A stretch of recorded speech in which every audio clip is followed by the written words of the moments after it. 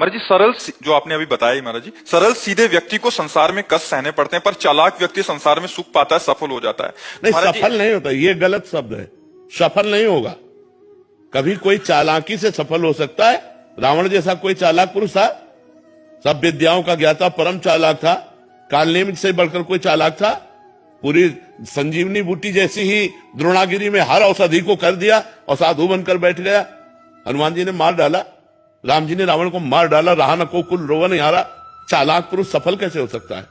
नहीं, सीधा सरल पुरुष कष्ट पा सकता है, पर सफल सीधा सरल सच्चाई पर चलने वाला हो। जैसे धर्मराज युधिष्ठिर बिल्कुल सीधे थे, यहां तक इतने सीधे थे कि युद्ध क्षेत्र में कल कौन सी रणनीति है वो जाके दुर्योधन सीधे पूछ लेता था।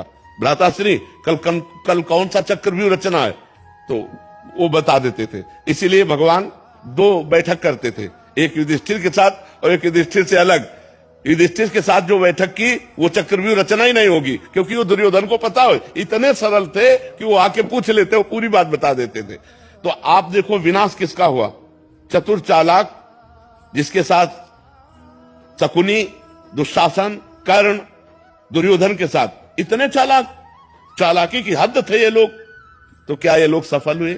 नहीं, सफल हुए सीधे साधे युधिष्ठिर जी महाराज, और नाश हुआ उन चालाक पुरुषों का।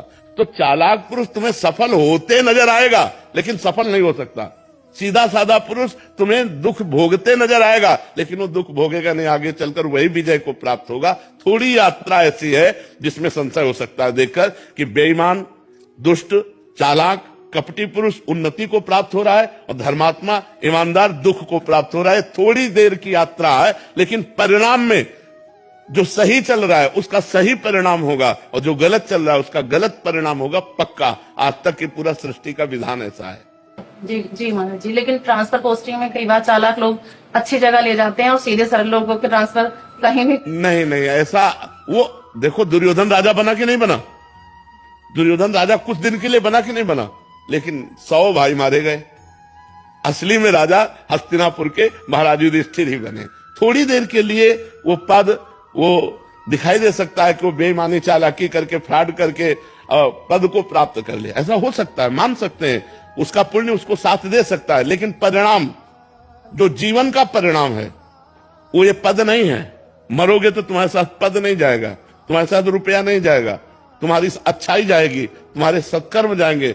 और ये पक्की बात समझ लो कि जनता मूर्ख थोड़ी देर के लिए बन सकती, लेकिन जब आपके आचरणों का, और भगवान ऐसी बुद्धि भ्रष्ट कर देते हैं कि खुला आचरण, उसकी गंदगी सामने आ जाती है।